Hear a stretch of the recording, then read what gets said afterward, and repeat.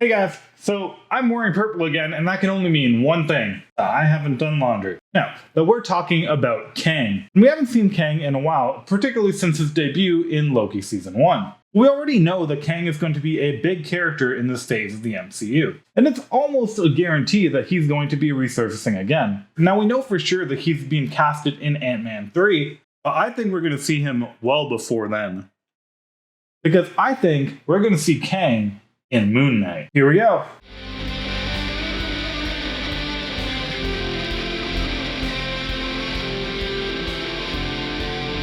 So that's it. That's the big reveal. Who is the actual villain to Moon Knight? It's Kang the Conqueror. What? No, this isn't entirely harebrained, and there is some logic to this. So let's get right into it. So let's talk about the actual villain of Moon Knight that we know so far, Ethan Hawke. So Ethan Hawke plays a character known as Arthur Harrow, a character that used to be the avatar for Khonshu until he turned on him and decided he needed a better mentor. And this leads us to Arthur Harrow becoming a follower of Ammit. Now, unlike our main character Stephen Grant, who is the avatar of Khonshu, Arthur Harrow is not yet the avatar for Ammit, though that's clearly what he intends on being. Instead, the only power that he actually has from this Egyptian deity is that he has the staff. I judge you in Ammit's name with but a fraction of her power. A staff that gives him but a sliver of Ammit's true power and gives him access to a purple magic, not unlike the purple that our friend He Who Remains is so fond of. But Ammit's plan is extremely similar to one that we've seen before. See, Ammit judges people based off not just what they have already done, but also what they are going to do. And by using Ammit's staff and her power, Arthur Harrow is able to kill people who might do evil in the future. But what defines evil here? Because as we discover in this episode, it doesn't appear that murder actually qualifies for evil. Arthur Harrow and his followers seem pretty okay with killing people when they need to, and seem completely fine with killing Stephen Grant and any collateral damage that may entail. So how exactly are they determining who is good and who is evil? We even see Arthur Harrow kill someone without even weighing his soul. I wish you could live to see the world we make. So is this completely baseless? Are they just killing whoever they want? It seems really random. I mean, it's not like ethics is an open and shut case that we definitely know what the difference is between good and evil. I mean, they talk about ethics for 4 full seasons of The Good Place, and it is very much not clear cut. In fact, what good and evil are defined to be is an age-old debate going all the way back to Socrates.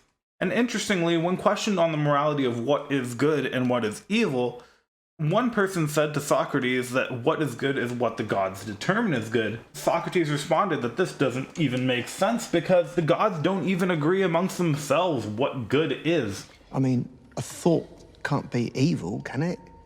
I think about killing my boss all the time, but I wouldn't actually do it. Stephen. What about a child?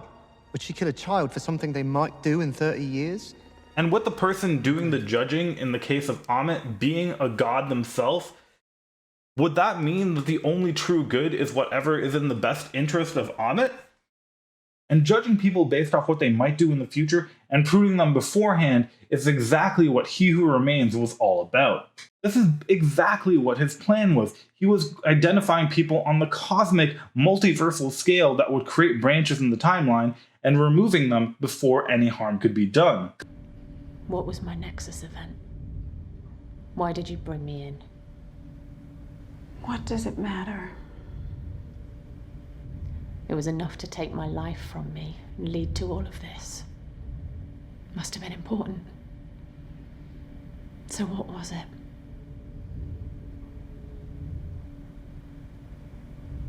I don't remember.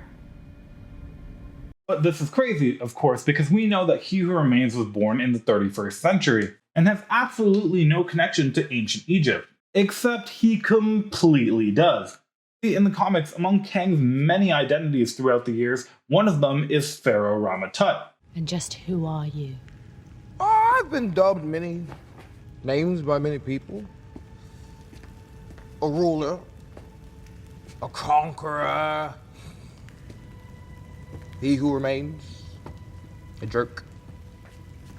But it's not as simple as a name.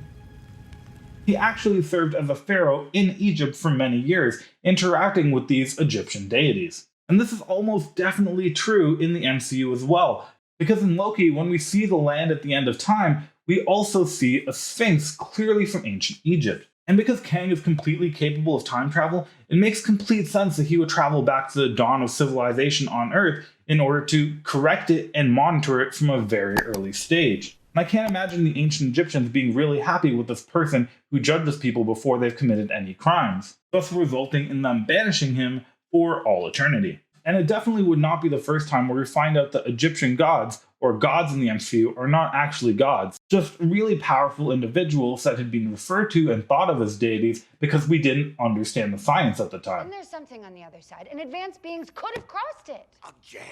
A primitive culture like the Vikings might have worshipped them as deities. Yes, exactly. Thank you. Not to mention the fact that the MCU has already told us what their gods look like, and they look a little bit different than Khonshu and Ammit. And even though Ammit is constantly referred to as female, because we know of the infinite variants of the multiverse, we've already seen a female variant of Loki, and so it's quite possible that this variant of Kang that is Ammit is just female. And if we wanted any more proof of this, just look at Ammit's key tools for destruction, the crocodile-headed staff and her jackals. And if there's anyone out there who's a fan of giant demonic dogs that basically have heads that look like crocodiles, it's probably our old friend He Who Remains. So guys, maybe this one is a little further out there, but maybe, just maybe, Ammit and He Who Remains are just variants of the same person. And that's what we're going to find out at the end of Moon Knight. But anyways guys, that's just what I'm thinking. Let me know what you guys think, and I'll see you guys in the next video. Bye!